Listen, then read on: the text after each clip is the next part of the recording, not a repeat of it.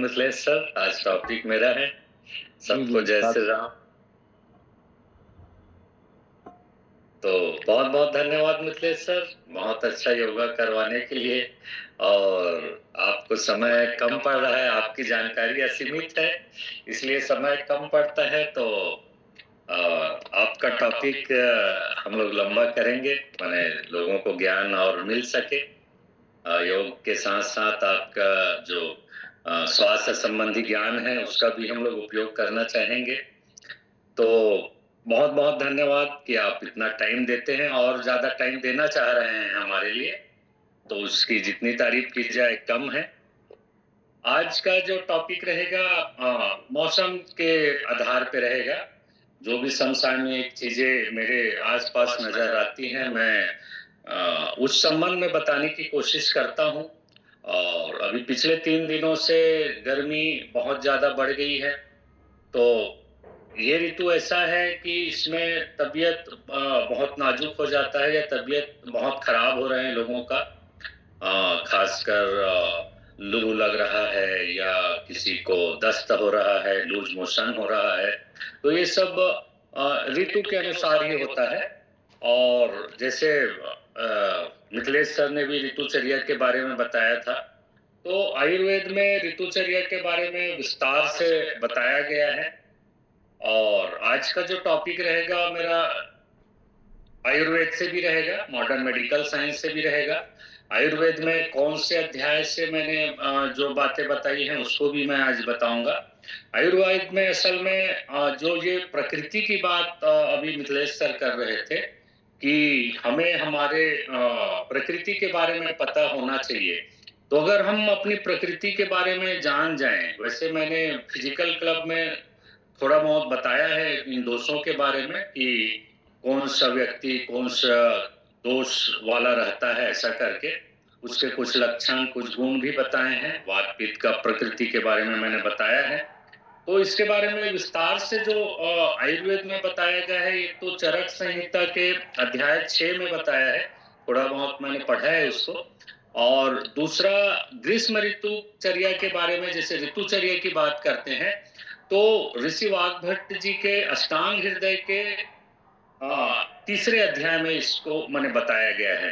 तो कुछ बातें मैं वहां से लिया हूँ, कुछ बातें मॉडर्न मेडिकल साइंस से लिया हूँ। तो उन सब चीज को मैं आज आपको बताने की कोशिश करूंगा कि गर्मी दिन में हमारा खान पान, हमारी दिनचर्या कैसा हो, जिससे हम अपनी तबीयत का ख्याल रख सकें। तो सबसे पहले तो जानिए कि ग्रीष्म ऋतु में होता क्या है। आयुर्वेदिक की बात करूं तो आयुर्वेद में हमारे शरीर के अंदर तीनों दोष का संतुलन बताया गया है। तीनों दोष माने वात पित्त और कफ। तो जब गर्मी बढ़ती है, ग्रीष्म ऋतु बढ़ती है, तो इसमें कफ दोष माने कम होने लगता है। कफ दोष को का नाशक है गर्मी। तो कफ दोष कम होने लगता है, तो हमको उसको बढ़ाने का उपाय करना चाहिए। ये सिद्धांत है। आयुर्वेद में लिखा हुआ है शीते श्लेष्मा तेन वायुश्च वर्धते, माने जब श्लेष्मा माने कफ दोष जब कम होता है तो वायु दोष बढ़ता है। तो हमें ये सूत्र याद रखना चाहिए कि ग्रीष्म ऋतु में कफ दोष बढ़ता है, तो हमको कफ दोष को बढ़ाने वाले खाने की ओर या हमारी दिनचर्या की ओर जाना चाहिए। मैं आगे विस्तार से बताऊंगा कि क्या क्या करना चाहिए और क्या क्या नहीं करना चाहिए। मॉडर्न मेडिकल साइंस या मॉडर्न साइंस की अगर बात करूं, विज्ञान की अगर बात करूं, तो विज्ञान ये मानता है कि गर्मी के ऋतु में, और आयुर्वेद में वैसे 6 ऋतु का वर्णन किया गया है। शिशिर, वसंत, ग्रीष्म, वर्षा, शरद और हेमंत। हर जो ऋतु है वो 2-2 महीने का बताया गया है।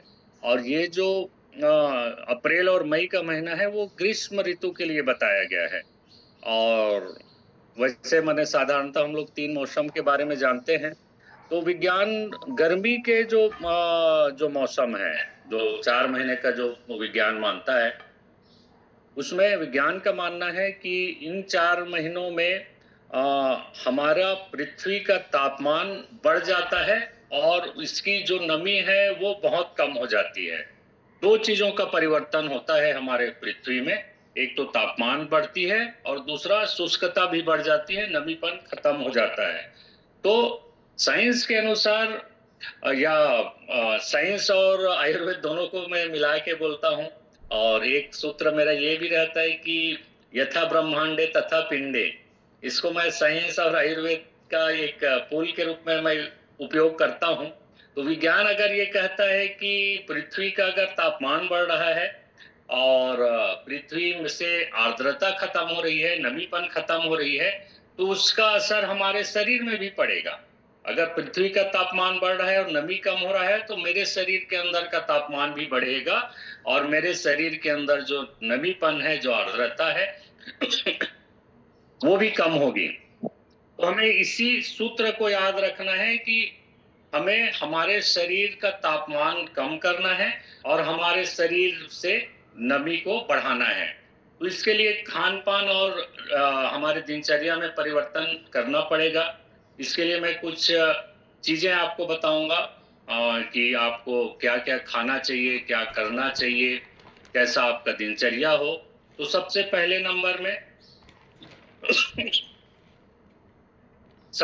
नंबर में आप सूत्र याद रखिए कि हमको गर्मी कम करना है और आर्द्रता बढ़ाना है। तो इसके लिए प्रकृति ने एक फ्री में चीज़ दे रखा है, पानी। सबसे जो पहला उपाय है वो पानी ही है कि हम गर्मी के दिनों में पानी का उपयोग जिस विधि से मैंने बताया है या जितनी मात्रा मैंने बताई है, उस विधि से अगर पानी का उपयोग करें तो गर्मी से होने वाली बीमारियों से हम लोग बड़े ही आसानी से बच सकते हैं। तो सबसे पहला उपाय ग्रीष्म ऋतु के खान-पान में पानी की उपयोग है।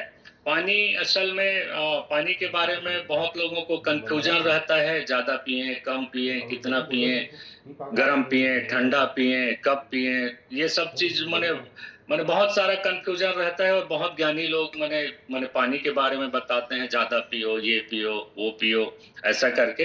तो पानी के बारे में अगर जानना है तो विज्ञान और आयुर्वेद दोनों में ये कहा गया है कि पानी पर्याप्त होना चाहिए। पानी ज़्यादा या कम नहीं होना चाहिए और आपके शरीर के अनुसार अलग-अलग मात्रा रहती है पानी की, वज़न के अनुसार, हाइट के अनुसार, आयु के अनुसार, ऋतु के अनुसार माने पानी की जो मात्रा है वो हमारे क्लब में मेरे द्वारा बताया जाता है। अभी मैंने हाल-फिलहाल में मैंने अपडेट किया है कि जिनको भी मैंने 1 गिलास पानी के लिए बोला हुआ है, हर आधे घंटे में या 40 मिनट में या 1 घंटे में जिसको भी मैंने बोला है, वो इन 3 दिनों में जो गर्मी पड़ रही है, उसको देखते हुए आधा गिलास बढ़ा सकते हैं, माने 1.5 गिलास तक जा सकते हैं क्योंकि अधिक मात्रा में पसीना निकल रहा है। तो सबसे पहले उपाय है ग्रीष्म ऋतु में पानी का नियमित सेवन और पानी के बारे में जैसे जिसको जितना पानी बताया गया है, उससे भी इम्पोर्टेंट चीज़ ये है कि कितने अंतराल में पानी पिया जाए। कई लोगों को कहते सुना है कि प्यास लगने पर पानी पिया जाए, लेकिन विज्ञान ये कहता है कि जब तक हमको प्यास लगती है, तब तक 15% हमारा शरीर डिहाइड्रेट हो चुका होता है।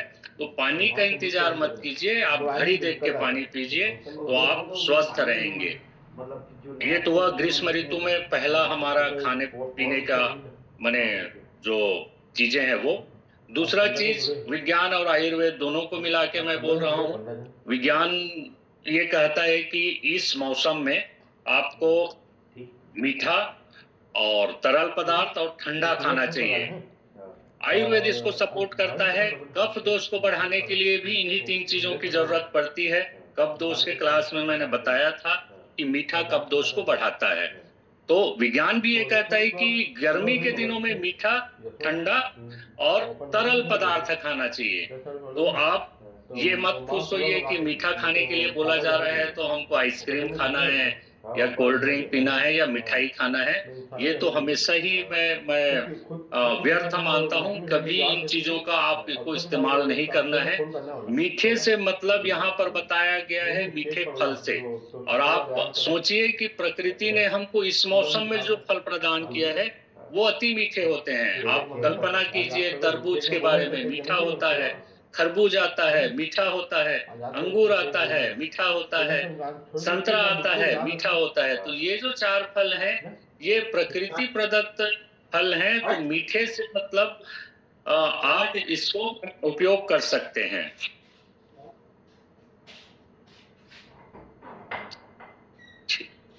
किसी का माइक ऑन हो गया था। तो ये तो हुई दूसरी चीजें। आपको मीठा, तरल और ठंडी चीज खाना है।